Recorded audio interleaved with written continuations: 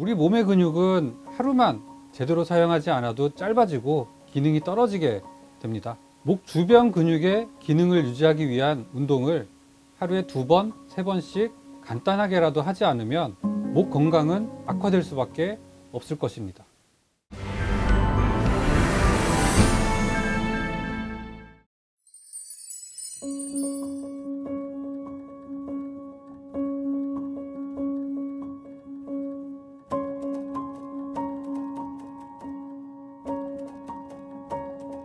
사실 교통사고나 낙상 같은 급성 외상으로 인한 경우 이외에는 대부분 누적 외상성 질환이라고 할 수 있습니다. 일자목, 목 디스크, 후관절 증후군, 척추관 협착증 등이 모두 누적 외상성 질환에 속합니다. 처음에는 거북목으로 시작을 하는데요. 이때만 해도 스스로 관리가 가능합니다. 하지만 거북목 자세를 지속하다 보면 경추 주변의 근육이나 인대가 변형이 되고요. 일자목으로 변형되게 됩니다. 결국은 디스크나 뼈까지도 망가지게 되는 식으로 누적 손상에 따라 병변이 확대되는 것이죠. 거북목이나 일자목까지는 노력하면 어느 정도는 원상 회복이 가능하지만 디스크나 협착증까지 진행하게 되면 원래대로 회복하기는 어렵습니다.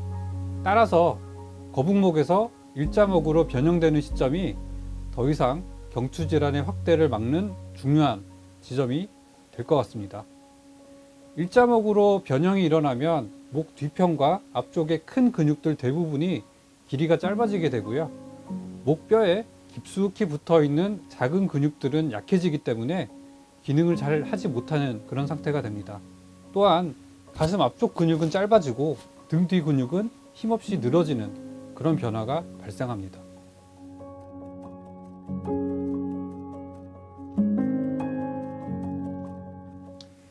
누적 외상성 질환인 경추 질환을 가진 경우에 대부분의 경우가 그 자세가 많이 틀어지게 됩니다. 거북목이나 일자목이 대부분 가지고 있게 되는데요. 그렇게 되면 무게중심이 앞쪽으로 많이 나와 있게 되고요. 그 무게중심을 유지하기 위해서 요추나 흉추에 힘이 많이 들어가게 됩니다. 그러다 보면은 요추나 흉추에도 누적 손상성 질환이 급속도로 발전을 하게 되고요. 따라서 경추 질환이 있는 사람들은 이런 요추나 흉추나 골반 같은 데도 문제가 생기는 경우를 굉장히 많이 보게 됩니다. 사람은 서서 생활하는 동물입니다. 그러다 보니까 지구의 중력을 수직으로 받을 수밖에 없는데요. 발목, 무릎, 고관절, 골반, 요추, 흉추, 경추까지 다 연결이 되어 있는 그런 구조이기 때문에 이 중에 어느 하나라도 문제가 생기면 다른 부분에 영향을 줄 수밖에 없는 그런 구조라고 생각을 하셔야 됩니다.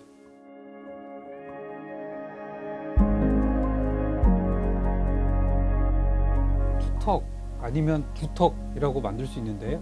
두턱 만들기 운동은 일자목 상태에서는 기능이 떨어진 깊은 근육의 목 근육을 활성화하고요.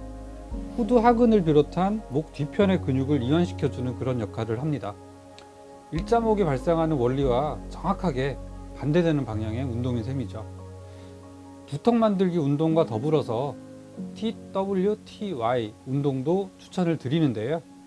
이 운동을 하게 되면 가슴 앞쪽 근육이 스트레칭이 되고요. 등 뒤쪽에 있는 견갑골 주변의 근육을 활성화하는 그런 효과가 있습니다. 그래서 일자목이 있으신 분들은 간단하게 도움을 받을 수 있을 거라고 생각이 됩니다. 거북목과 일자목은 가역적이기 때문에 바른 자세와 운동으로 얼마든지 조절이 가능한 상태입니다.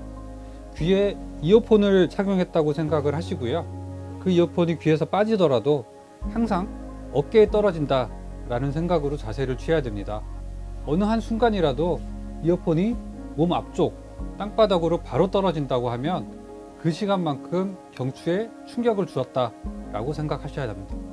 우리 몸의 근육은 하루만 제대로 사용하지 않아도 짧아지고 기능이 떨어지게 됩니다.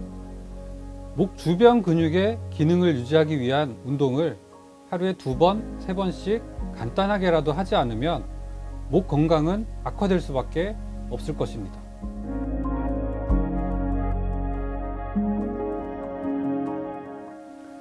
국민건강보험 통계에 의하면 최근 5년간 경추 환자의 수가 20% 이상 증가했습니다.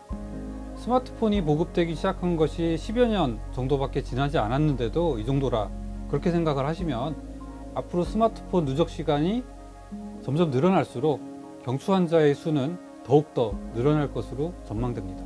성인의 경우에 머리의 무게가 약 5kg에 육박합니다. 거의 볼링공 하나 정도의 무게인데요. 스마트폰을 사용하면 자연스럽게 고개를 이렇게 숙이게 되고 거북목 형태가 만들어집니다.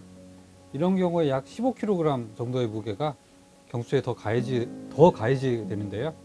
이는 청소년기에 더욱 심각할 수 있습니다.